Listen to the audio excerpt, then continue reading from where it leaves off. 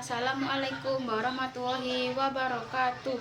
Sugeng injing ingkang kawula hormati Bapak Kepala Desa ing Desa Krembong, ingkang dahat kinurmatan para Bapak Ibu tokoh masyarakat ing Desa Krembong, ing para pandega Karang Taruna lan para kawula muda Karang Taruna Desa Krembong ingkang tansah winantu ing karahayon.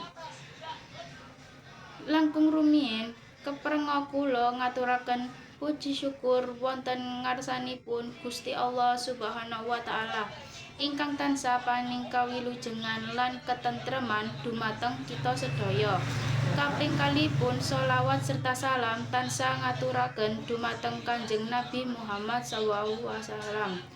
Bapak Ibu saha para warga ingkang kinurmatan, acara iki dipuksinani minangka bagian saking adicara lomba nari Agustusen ing rangka pangetan dina kemerdekaan kaping 80 tahun tanggal 17.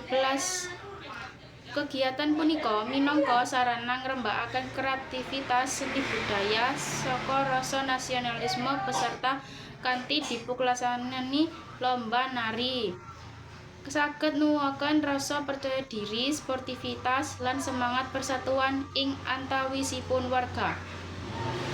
Awit saking punika kawula nyuwun dukungan lan partisipasi saking panjenengan sedaya supados sedaya adicara pengetan HUT Republik Indonesia punika saged kalaksanani lancar, aman, lan paringi sukses. Mugi adicara 17 Agustus punika lancar lan sukses.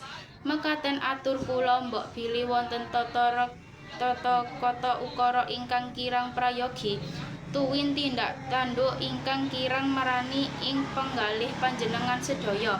Kula nyuwun agunging ising samudra pangaksami.